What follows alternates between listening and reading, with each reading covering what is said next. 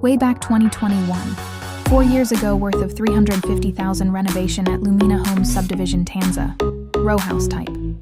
Ito ang aming unang bahay. Maliit kaya naman pinarenovated namin ng maganda na parang condo type style para relax pag nasa loob ng bahay. 38 square meters back and front at 2 bedrooms lang. Magaling ang nakuha naming kontraktor dito sa bahay natin ito sa Tanza. May isang salita sila, maayos, super malinis ang trabaho, at nasusunod ang kontrata na pinapipirmahan. Kaya kung magpapagawa kayo sa kanila, nasa tamang kontraktor kayo. Ito turnover nila sa'yo ang bahay na tapos lahat at sobrang linis, napakaganda talaga. Pwede niyong panoorin ang mga gawa nila sa YT channel niya, ang Eli and Aki TV.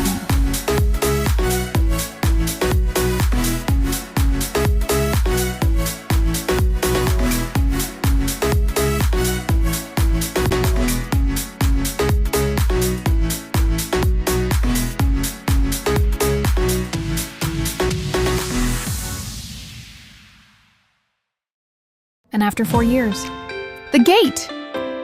July 2025, worth 4.5 million house and lot achieved. Wow! 5 bedroom, 3 restroom, 1 terrace, 1 garage, 2 living, 1 kitchen, and 1 dining. Kaya guys, kung magtutuloy-tuloy lang tayo sa kasipagan natin, habang naglilingjod sa Panginoon, lahat ng mga pangarap mo posible sa Kanya. Basta sabayan mo ng sipag at tiyaga pati diskarte sa buhay. Dahil hanggang ngayon, hindi pa rin ako makapaniwala na yung dating ako na pinanganak ng mahirap at lumaking self-supporting student habang nagtintinda ng kung ano-ano makapag-aral lang. Ito na, nakamit ko na ang mga pangarap ko. Pinangako ko sa sarili ko noon na hinding-hindi ko ipapamana sa mga anak ko ang hirap ng buhay na naranasan ko. Pagtatapusin ko sila ng kolehiyo at bibigyan ng magandang buhay kasama ko. Sa tulong ng Panginoon, lahat ng dasal ko pinagkaloob niya.